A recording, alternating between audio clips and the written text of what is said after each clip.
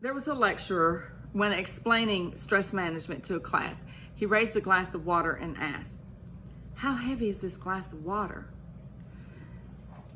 And answers called out ranged from 20 grams to 500 grams. And the lecturer replied, "Well, the absolute weight doesn't really matter. It depends on how long you try to hold it." Okay, so let me see this bottled water. So I'm holding this bottled water. Now this says it's 16.9 ounces. So it's almost a little tiny bit over a pound. Okay, it's not that heavy, but I can hold it, and I can hold it, and I can hold it, okay? So if I hold it for a minute, no problem. If I hold it like this for an hour, what's gonna happen? I'm gonna have an ache in my arm and in my hand. What if I hold it for a whole day? We gonna have to call an ambulance. So in each case, it's the same weight, but the longer I hold it, the heavier it becomes. So he's relating that to being stressed. If you carry stress a long time, it's gonna get you physically. And that's so true. It'll get you physically, emotionally, mentally. If we carry our burdens all the time, sooner or later, as that burden becomes increasingly heavy, then we're not gonna be able to carry on.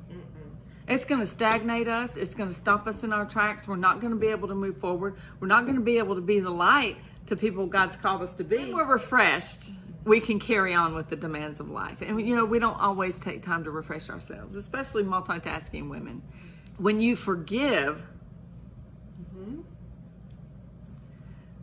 you're letting the burden go. You're letting it go. You're releasing it so you can have some rest. And so you can now move forward in life. See, if you're living in the past, fighting that war behind you, you're not going to enjoy that gift of the present. So when you harbor unforgiveness, you're locking yourself in that emotional prison. How many of us want to be out of prison? Yes. Ooh, this is the key that unlocks the door, y'all. I'm just saying. Well, we're going to read from the New King James Version, Matthew chapter 18, verse 21-22. So then Peter came to him and said, "Lord, how often shall my brother sin against me and I forgive him? Up to 7 times?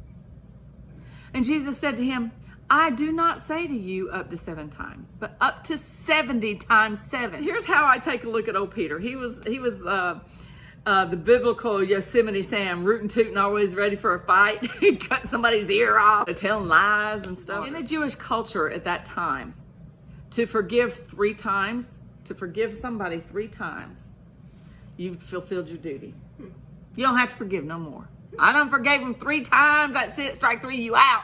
I ain't forgiving you no more. Really? That's how they thought. Good old Peter must have forgiven somebody 7 times. Because he gave a specific number. Right. How many times am I supposed to forgive? Up to 7? Because he done went past his number 3 duty. So he's done gone past the 3rd forgiveness. He done on number 7. And so I figured that somebody, maybe his brother or John the Beloved or someone, been stealing his lunch every day. They've been eating his lunch. And he's done tired of them eating his fish and his bread. They done ate my lunch 7 times. I done forgave him 7 times for eating my lunch. How many times am I supposed to forgive him for that? Jesus is like, how about this, oh boy? How about 490 times? Jesus never said that Andrew or John the Beloved or whoever made Peter mad. He didn't say that any of those guys had to come to Peter and say, will you forgive me? No, he didn't say that. He just commanded that we forgive. It's a commandment. Forgive. I look at that as, thou shalt not kill, thou shalt not lie. And it's just as much of a command as any of those. And so it's our job to just forgive without them asking us to. Because we're not forgiving that person for that person who hurt us. If David hurt my feelings and he doesn't ask me to forgive him, I have to forgive him just because Jesus said I need to forgive. When I do forgive, what's happening? I'm unlocking myself from prison. I'm letting it go. I'm dropping it. I'm dropping the weight. And so Peter, he had to drop the weight on number 8.